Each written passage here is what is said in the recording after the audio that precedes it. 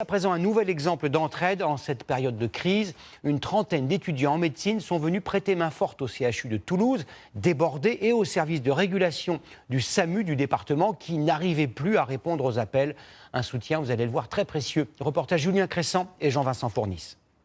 Ok. Ensuite, on arrête la ventilation. Préfet, Pierre.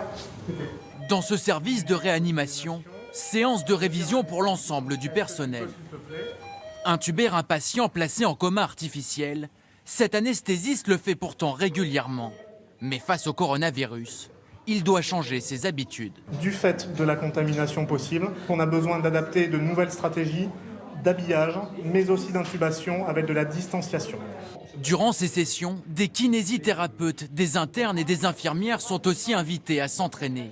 Car si le service venait un jour à être débordé, toutes les forces en présence seraient réquisitionnées. Il y a des hôpitaux où on manque de lits, on manque de personnel. On essaye de prévoir les choses, ça n'arrive pas. Nous, on a la chance d'avoir un peu de temps pour anticiper tout ça. Se préparer au pire, c'est aussi l'objectif de ce centre d'appel du SAMU. Est-ce que vous pouvez prendre une grande respiration et compter jusqu'à 10 ? La semaine dernière, Pauline n'avait encore jamais traité un appel d'urgence. Ils peuvent prendre de la ventoline, oui. Recrutée par le 15, cette étudiante en pharmacie gère depuis 10 dossiers par heure. À l'autre bout du fil, des patients présentant les symptômes du Covid-19.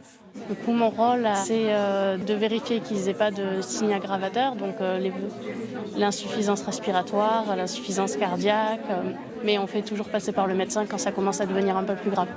Dans cette salle, des étudiants en médecine, pharmacie, kinésithérapie. On ne peut pas empêcher qu'il y ait une épidémie. Pour pouvoir travailler, tous ont dû suivre une formation express, dispensée par des médecins urgentistes. C'est d'une part pour qu'ils soient capables d'effectuer un triage de façon à ce que les médecins puissent se concentrer sur les patients qui ont besoin de soins plus importants. En 10 jours, le SAMU a formé plus de 800 étudiants volontaires et rémunérés. Une aide précieuse, alors que le nombre d'appels ne cesse d'augmenter. On est en moyenne à peu près à 1500 dossiers jour et aujourd'hui on est plus alentour de 2500-3000 appels. Selon les autorités sanitaires, le pic de l'épidémie ne devrait pas être atteint avant 2 semaines à Toulouse.